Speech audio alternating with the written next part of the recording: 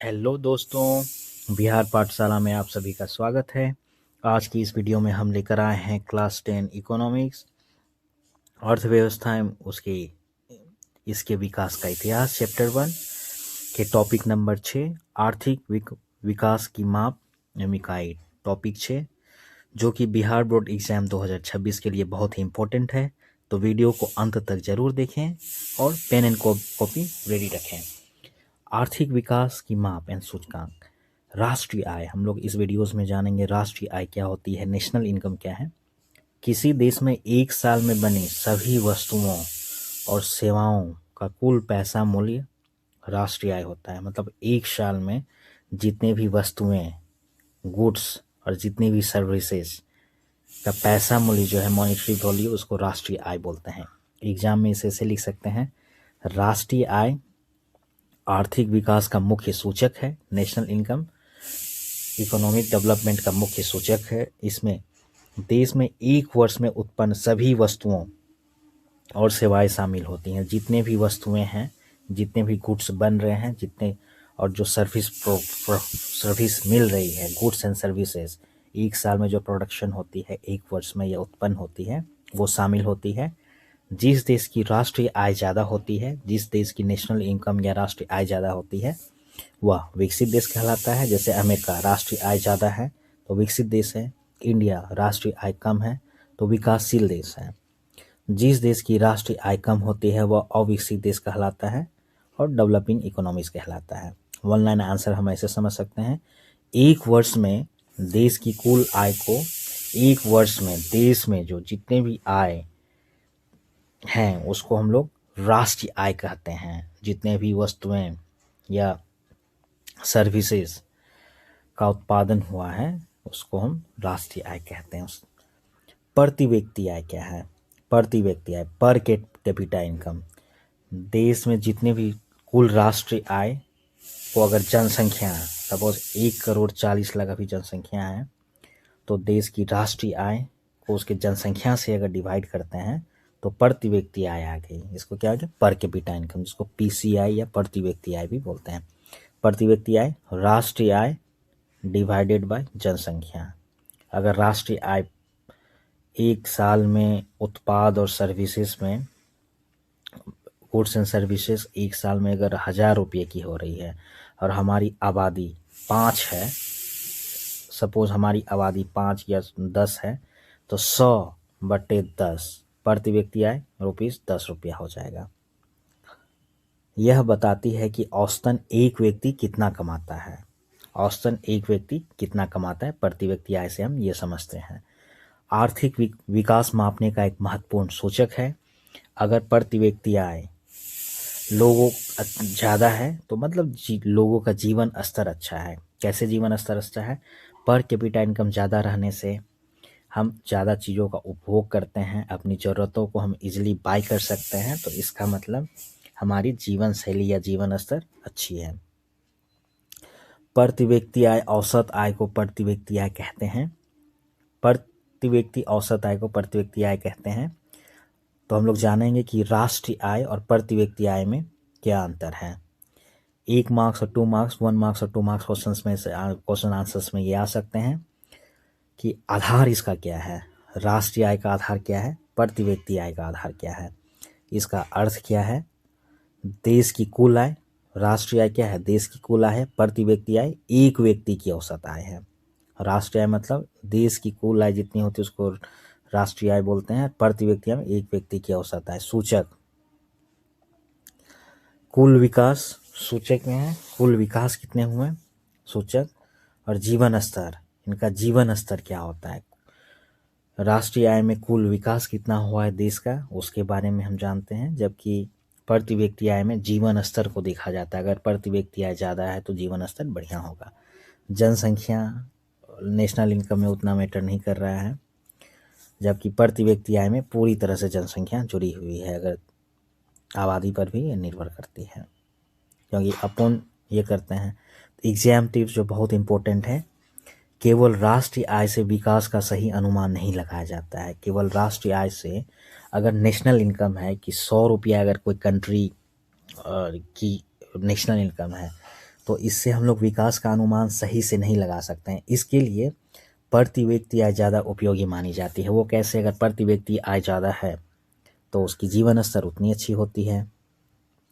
देश में रहने प्रति व्यक्ति आय को एक सिंपल टर्म में समझते हैं कि क्या है प्रति व्यक्ति आय क्या है। देश में रहने वाले लोगों की औसत आय को प्रति व्यक्ति आय कहते हैं। कैसे निकालते हैं प्रति व्यक्ति आय? राष्ट्रीय आय अपॉन जनसंख्या, कुल जनसंख्या, नोट जनसंख्या, कुल जनसंख्या उस भूभाग में कितनी है, कुल जनसंख्या।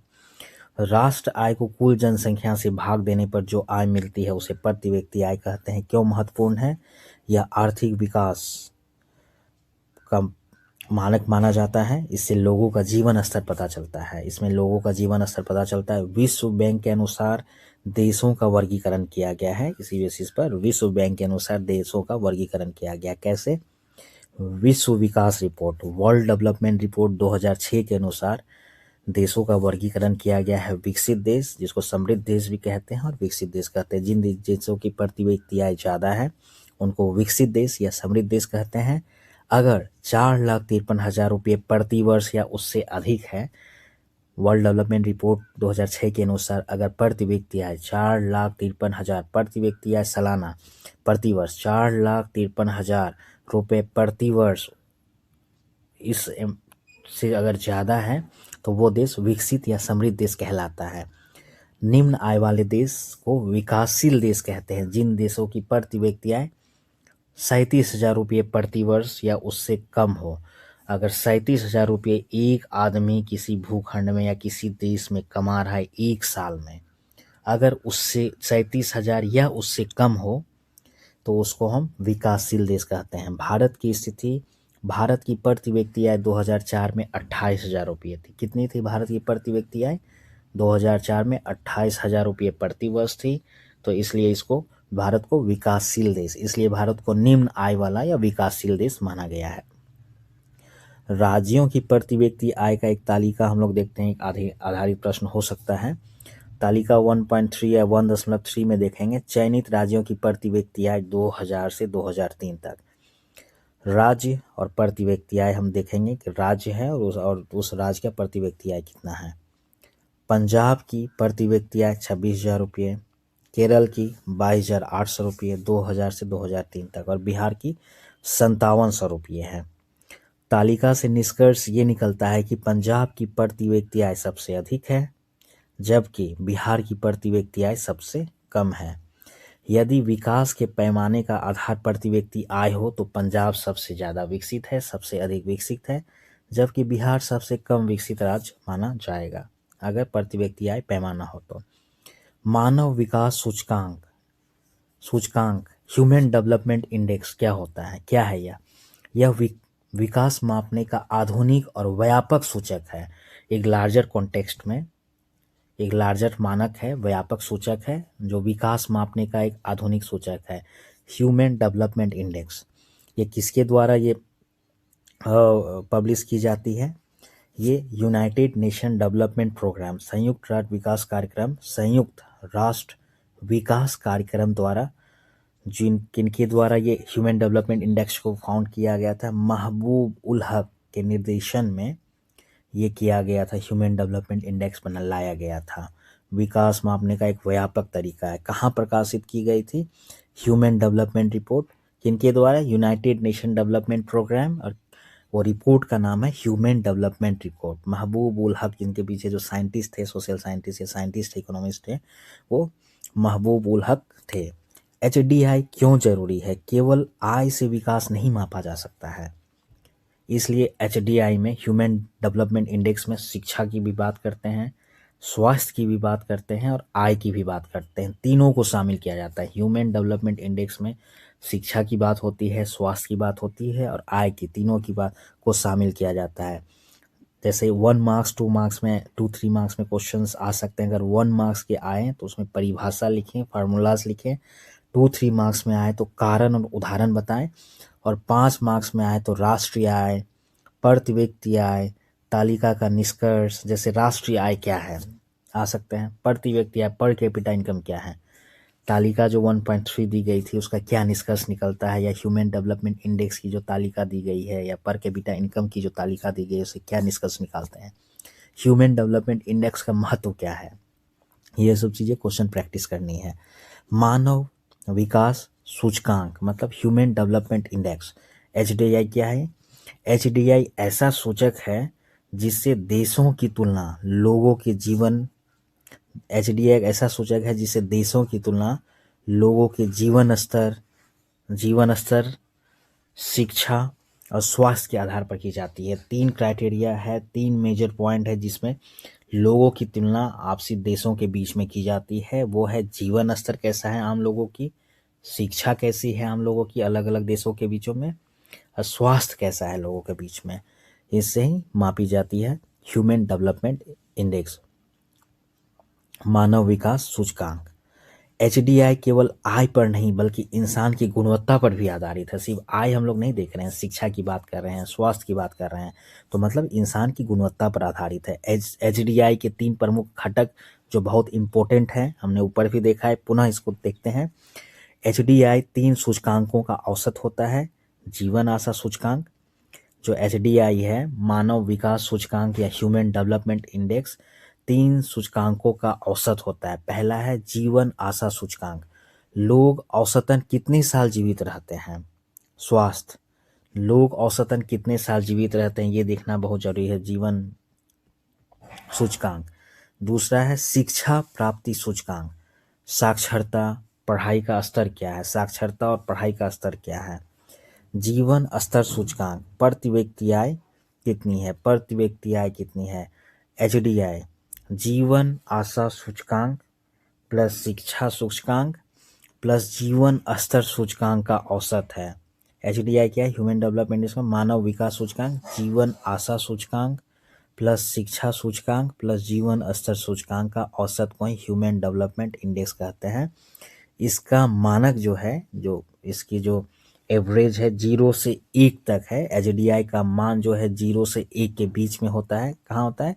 0 से 1 के बीच में होता है। अगर 1 के पास एचडीआई है, मानव विकास सूचकांक है, तो ये अधिक विकास, अगर 0 के पास है तो कम विकास। एचडीआई रिपोर्ट कौन जारी करता है? यूएनडीपी, संयुक्त राष्ट्र विकास कार्यक्रम, यूनाइटेड नेशन डेवलपमेंट प्रोग्राम, संयुक्त राष्ट्र विकास कार्यक्रम एचडीआई रिपोर्ट जारी करता है। रिपोर्ट का नाम है मानव विकास रिपोर्ट। रिपोर्ट का नाम क्या होता है? ह्यूमन डेवलपमेंट रिपोर्ट, मानव विकास रिपोर्ट। यह पेज यूएनडीपी मानव विकास रिपोर्ट 2006 पर आधारित है। 2006 में एचडीआई रिपोर्ट की तालिका आधारित प्रश्न है। कुछ देशों का एचडीआई जो 2004 में था, उसमें देश जानेंगे कौन सा देश का देख रहे हैं तालिका में। एचडीआई का मान क्या है, एचडीआई का रैंक क्या है। पहला देश है नॉर्वे, उसका एचडीआई मान है 0.965 और रैंक है पूरी दुनिया में पहला। मतलब विकास यहाँ पे हेल्थ अच्छी है, स्वास्थ्य अच्छी है, जीवन स्तर अच्छा है। दूसरा है ऑस्ट्रेलिया 0.957 रैंक 3 है। श्रीलंका अपने पड़ोसी देश का देखते हैं 0.755 है, 93 रैंक है। चीन 0.768 है, 81 रैंक है। भारत का अगर देखते हैं तो 0.611 है, ये 126वें नंबर पे आता है। जबकि पाकिस्तान 0.539 है, 134वें नंबर पे आता है। बांग्लादेश 0.30 137वें नंबर पे आता है। तो भारत की स्थिति जो एग्जाम में हमेशा पूछा जाता है क्या है, 2006 में 177 देशों का एसडीआई निकाला गया। तो 177 देशों का एसडीआई निकाला गया 2006 में। भारत का एसडीआई मान कितना था? 0.611 और रैंक थी 126। इसका मतलब भारत मानव विकास स्तर वाला देश है। मानव विकास वाला स्तर वाला देश है। कैसे? यहाँ पर मानव धीरे धीरे, मानव की ह्यूमन डेवलपमेंट की धीरे धीरे विकास हो रही है। रैंक जैसे जैसे आगे बढ़ रही है, तो मतलब विकास हो रही है। अब जेंडर डेवलपमेंट इंडेक्स एक कॉन्सेप्ट समझते हैं, जीडीआई, जेंडर डेवलपमेंट इंडेक्स। इसमें क्या है, भारत की जीडीआई रैंक 2000 में 105 थी, 2004 में 96 हो गई। इससे हम लोग क्या निष्कर्ष निकालते हैं? मतलब कि महिलाओं की स्थिति में जेंडर मतलब मेल फीमेल, जेंडर कॉन्सेप्ट है, मेल है या फीमेल है या ट्रांसजेंडर है, तो थर्ड जेंडर। इसका मतलब महिलाओं की स्थिति में सुधार हुआ है। 105 से 96 में आ गए 4 सालों में। तो इसका कंक्लूजन 5 मार्क्स के लिए ये है कि श्रीलंका भारत से छोटा देश होते हुए भी एचडीआई में आगे है। श्रीलंका भारत से कितनी छोटी देश है, तो एचडीआई आगे है, लेकिन भारत जैसे बड़े देश की रैंक काफ़ी नीचे रही, लेकिन विकास की गति तेज होने से, क्योंकि यहाँ विकास की गति काफ़ी तेज है, 6%, 7%, 8% जीडीपी ग्रोथ है, तो भारत की स्थिति धीरे धीरे सुधर रही है। भारत की स्थिति क्या हो रही है? धीरे धीरे सुधर रही है। एग्जाम्स के लिए कुछ वन लाइनर्स हैं। एचडीआई मानव विकास को मापने का सबसे अच्छा सूचक है। एचडीआई में स्वास्थ्य, शिक्षा और आय शामिल है। भारत का एचडीआई 2006 में 0.611 था। भारत की एचडीआई रैंक 126 थी। राष्ट्रीय मानव विकास report, national human development report क्या है? भारत की अपनी मानव विकास रिपोर्ट को राष्ट्रीय मानव विकास रिपोर्ट कहते हैं। भारत एक अपना रिपोर्ट पब्लिश करता है। वो रिपोर्ट क्या है? एनएचडीआर, राष्ट्रीय मानव विकास report, national human development report. राष्ट्रीय मानव विकास रिपोर्ट कहते हैं किसके द्वारा? यूएनडीपी के सहयोग से, यूनाइटेड नेशन डेवलपमेंट प्रोग्राम के सहयोग से भारत सरकार द्वारा एनएचडीआर रिपोर्ट बनाई जाती है। कब जारी हुई? पहली मानव विकास रिपोर्ट जो है नेशनल ह्यूमन डेवलपमेंट रिपोर्ट 2002 में जारी हुई। 23 अक्टूबर 2002 नई दिल्ली में जारी की गई। एनएचडीआर, नेशनल ह्यूमन डेवलपमेंट रिपोर्ट या राष्ट्रीय मानव विकास रिपोर्ट की मुख्य विशेषताएं हैं। रिपोर्ट योजना आयोग द्वारा तैयार किया जाता है। इसमें राज्यों और केंद्र शासित प्रदेशों के एचडीआई मानव विकास सूचकांक, विकास स्तर का आकलन किया गया है। इसमें अलग अलग राज्य और केंद्र शासित प्रदेशों के एचडीआई विकास स्तर का आकलन किया जाता है नेशनल ह्यूमन डेवलपमेंट रिपोर्ट में, और ये भारत सरकार द्वारा जारी की जाती है। इस रिपोर्ट में 1981, 1991 और 2001 के लिए एचडीआई का अनुमान लगाया गया था। राज्यों का एचडीआई स्तर जो बहुत ही इंपॉर्टेंट है एग्जाम पॉइंट्स ऑफ व्यू से, सबसे अच्छा प्रदर्शन केवल की एचडीआई रैंक सबसे ऊपर है, जबकि सबसे कमजोर क्षेत्र हैं बीमारू राज्य। बीमारू राज्य मतलब बी आई से बिहार, एम से मध्य प्रदेश, एम ए से, आर से राजस्थान, यू से उत्तर प्रदेश और असम, ऐसे करके। तो बीमारू राज्य एक टर्म क्वाइन की गई थी, बीमारू। इन राज्यों का एचडीआई सबसे नीचे पा गया, इसलिए इसको बीमारू राज्य भी बोलते हैं। बीमारू राज्य, बीमारू राज्य मतलब विकास में पिछड़े राज्य को बीमारू राज्य बोलते हैं। मानव निर्धनता सूचकांक, ह्यूमन पॉवर्टी इंडेक्स, एचपीआई क्या बताता है? ह्यूमन पॉवर्टी इंडेक्स या मानव निर्धनता सूचकांक क्या बताता है? देश या राज्य में गरीबी और अभाव की स्थिति में कितने लोग रह रहे हैं।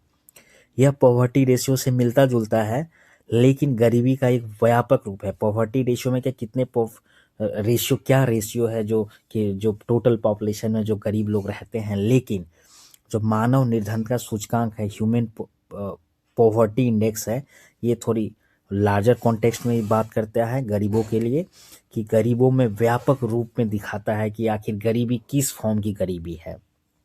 रिपोर्ट के अनुसार हिमाचल प्रदेश, तमिलनाडु, महाराष्ट्र, जम्मू कश्मीर एचपीआई में कमी, इसके कारण इसकी ह्यूमन पॉवर्टी इंडेक्स में कमी रहने के कारण इनकी स्थिति काफ़ी अच्छी है।